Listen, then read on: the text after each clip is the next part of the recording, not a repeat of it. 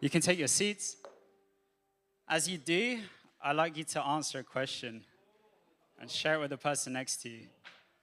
So the question is, if you could have dinner with one person who's alive nowadays, not including your spouse or your family, then who would it be and why?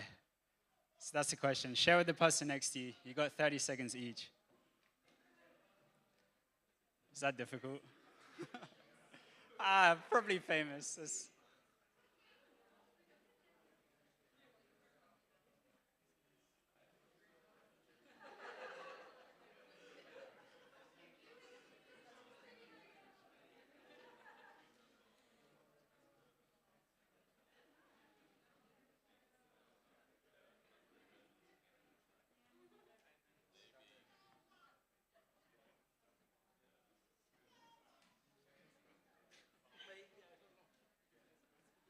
So some of you had an answer. Some of you, it looks like, definitely didn't. But that's okay. That's okay.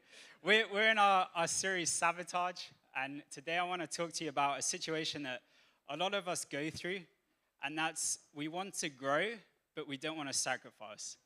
So that's what we're going to be talking about today. When we want to grow, but we don't want to sacrifice. And I want to start by sharing a little bit of information about myself that you might not know. You might not be able to tell by looking at me now. But when I was between the ages of 14 and around 20, I was known to some as something which people would call a gym rat. So you might wonder, what does that mean? What is a gym rat? So a gym rat is someone who basically orientates their entire life around the gym. So me and my friends, we'd work out together. When we weren't working out, we'd talk about working out. When we went home after the gym, we'd watch videos of other people working out. And we base our diet on the gym, we base our schedule on the gym. And we had a phrase that we'd say to each other.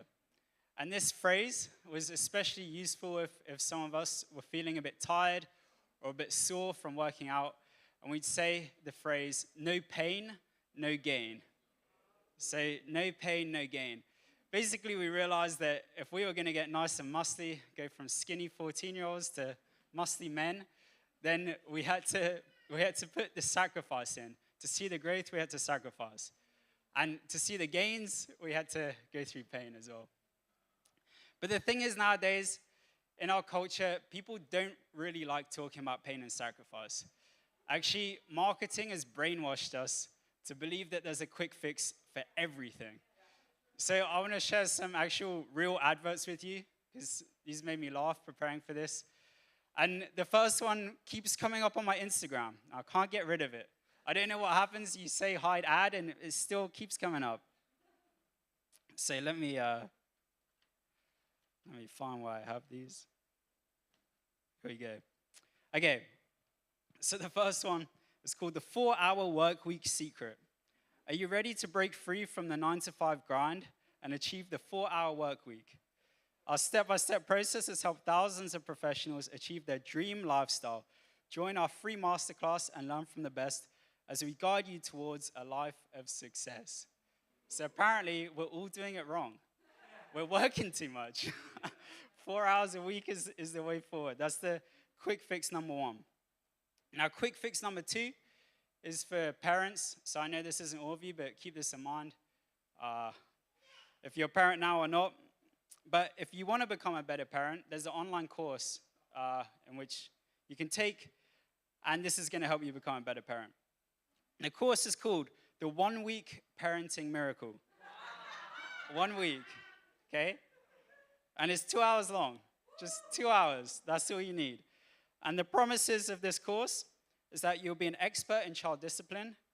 You'll understand exactly how to motivate your child so they can reach their true potential. And 3, it can turn around the most rude, defiant, disrespectful kid in just as little as 1 week. So there we go, quick fix number 2. I can let you know after. And if the first 2 don't appeal to you, yeah, QR code. If the first 2 don't appeal to you, there's number 3. Apparently, we can become an expert at anything with this blog. It's called 3 Simple Steps to Becoming an Expert in Anything. Up your value to your organization and yourself by becoming an expert in the subject of your choice. So there we go. 3 simple steps. So my question is, why aren't we all experts? But the thing is, in our culture, we want the quick fix. We want the gains without the pain. And we want the growth without the sacrifice. But I'm going to talk to you about what the Bible says and what Jesus says. So my question is, what about the Christian life? What does it mean to grow as Christians? And is it one that involves sacrifice? And the other question is, what does it mean to sacrifice as Christians? So here's my 3 simple steps to living an easy peasy, pain-free Christian life. That was a joke. I'm not going to go into that. If that was you, if that's where you want to go, then hold on to your seat, because I'm going to read what Jesus said about this. And he didn't go for the modern marketing technique. So I'll go to Luke chapter 14. And it's from verse 25 to 33.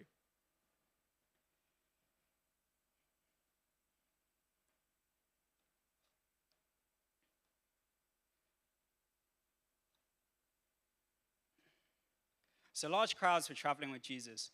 And turning to them, he said, "If anyone comes to me and does not hate his father and mother, his wife and children, his brothers and sisters, yes, even his own life, he cannot be my disciple. And anyone who does not carry his cross and follow me cannot be my disciple. Suppose one of you wants to build a tower. Will he not first sit down and estimate the cost to see if he has enough money to complete it? For if he lays the foundations and is not able to finish it, everyone who sees it will ridicule him, saying, 'This fellow began to build and was not able to finish.' Or suppose a king is about to go to war against another king. Will he not first sit down and consider whether he is able with 10,000 men to oppose the one coming against him with 20,000? If he is not able, he will send a delegation while the other is still a long way off and will ask for terms of peace. In the same way, any of you who does not give up everything he has cannot be my disciple." So that took quite a turn. There's silence now. But where do we even start with this? Where do we even start?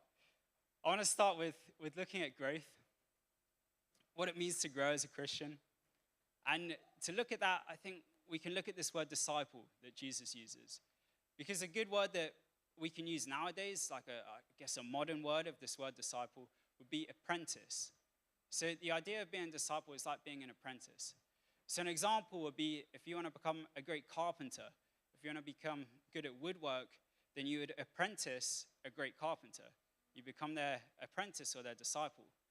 And what you do is you'd watch what they're doing, you'd listen to them, you'd obey what they say, and with time, you start to look more and more like this carpenter, or you start to do work more and more like them. And then at that point as well, you can actually teach others how to do it. And as a Christian, the word Christian itself actually just means someone who looks like Jesus. It was someone who looked like a little Jesus back when this word was first used. So for us to grow as Christians, it means that actually we need to be disciples. Because as disciples of Jesus, what it means is that we look to him, we learn from him, we follow him, we see what he's doing, we learn from him, we get taught by him, we obey what he's doing, and with time we start to look more and more like him. Like if we were trying to become a great carpenter by following a great carpenter. It also means at that point as well that we can teach others how to be disciples of Jesus. There's still something here which is a bit concerning for me, because it says that we're to hate our family. And I don't know about you, but I'm not planning to go away after and call up my parents and tell them I hate them.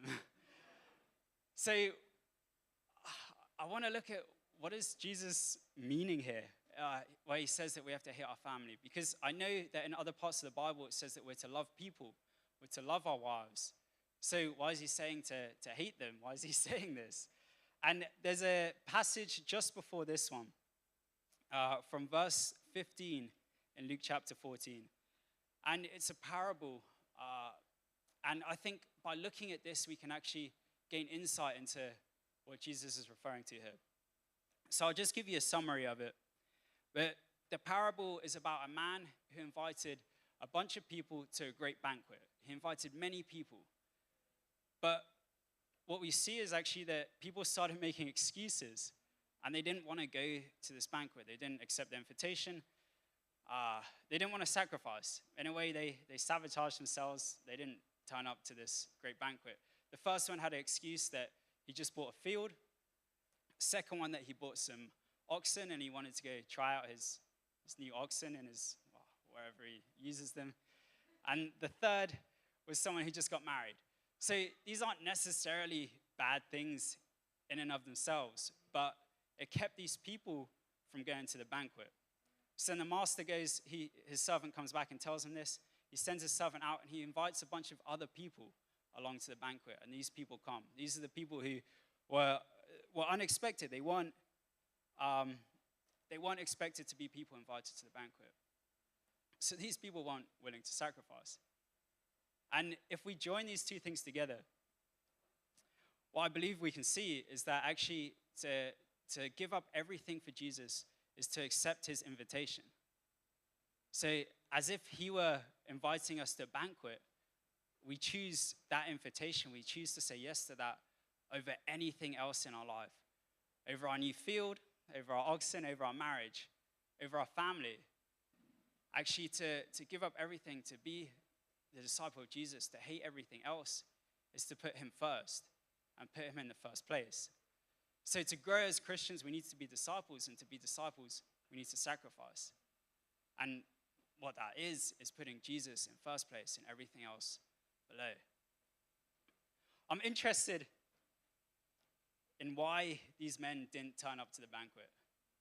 So why I asked you this question at the beginning, which quite a few of you couldn't answer, is because we've all been invited to different events. We've all been invited to dinner with different people as well. And we've all made excuses for why we can't go. So I would guess with these men that the problem wasn't the invitation or the master or the banquet itself. It was their lack of perspective. Because if we get invited somewhere and we don't really know the person and we're not sure if the food's going to be good, then it's easy to make an excuse. But actually, if we have a different perspective, if we know that this banquet is going to be the most incredible banquet in the world, and that the person inviting us is the one person that we wanted to meet and thought we'd never have a chance to meet, but they've invited us, then we're willing to sacrifice because everything else becomes less important. So it's about perspective. Actually, perspective changes everything when it comes to sacrifice. So when we look at Jesus, actually his invitation for us to follow him, to be his disciples, is the best invitation. So then our perspective can be different towards what sacrifice is. When me and my friends were at the gym, and we'd say no pain, no gain to each other, actually it's because we have perspective. So we were willing to go through the pain. We'd turn up to school some days actually, and we'd be walking along and like looking really weird. We'd be like, people would ask us, what is going on with you? But we'd happily turn to them and say 2 words. We'd turn to them and look them in the eye, and proudly we'd say, leg day. We were willing to go through whatever pain we had to in order to see the gains, in order to grow. Because we have perspective. We'd seen where we were. We'd seen where we were as skinny little 14-year-olds. And we'd seen where we were going because we could start to see in the mirror these little muscles we didn't know we had popping up. And so we had perspective. We could see where we were and we could see where we were going. So we were willing to make sacrifice. I love reading what the Apostle Paul says about this. It's in Philippians chapter 3. And Apostle Paul was a man who, before meeting Jesus, he had a pretty good life in his eyes and in the eyes of those around him as well. He was a religious man, a religious elite. And he says about his credentials in a way, in Philippians chapter 3, he says that he has reason to put confidence in his flesh because he was born an Israelite, one of God's people. He was born into the tribe of Benjamin, a good tribe. He was circumcised on the 8th day. Things were done correctly to him as a child. And then he became a Pharisee. He became one of the religious elite. That means he would have followed and been a disciple of other religious elites. He was full of zeal for God. He was doing everything for God. He was persecuting the Christians at the time because he thought that they weren't following the right way. And he followed all the right rules. So in his eyes and the people's eyes around him as well, he was a very successful man, a very successful religious man. But we can read in Philippians 3, chapter 3, verse 7, he said this about his life before meeting Jesus. He said, "Whatever was to my profit, I now consider loss for the sake of Christ. What is more, I consider everything a loss compared to the surpassing greatness of knowing Christ Jesus my Lord, for whose sake I have lost all things. I consider them rubbish that I may gain Christ." Now, these words are just incredible because he considered everything else as worthless compared to what he gained in Jesus. And he was willing to lose everything. He was willing to give up everything that he knew for Jesus. Paul had perspective. Jesus had been revealed to him. He was one of the religious elites, so he knew that there was a Messiah that would be coming. He knew this, but he didn't know that the Messiah was Jesus. And then one day Jesus came to him and revealed himself as the Messiah. So Paul gave everything else behind. He left it all behind, gave everything up in order to follow Jesus. But it's because he had perspective. He knew the gain that he would have in Jesus as the Messiah.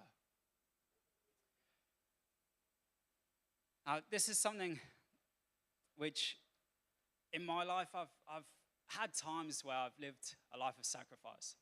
About 5 years ago, I actually sacrificed a career as a doctor in order to follow Jesus instead, in order to follow where I felt he was leading me.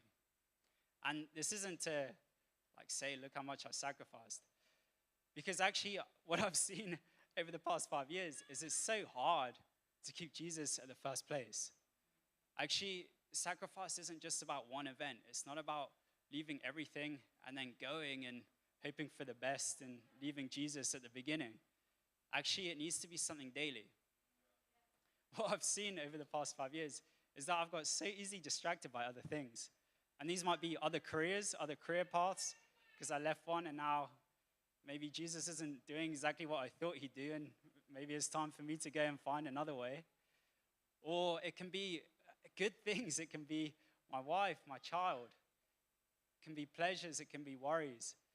But it's so easy during this life of sacrifice to actually get distracted.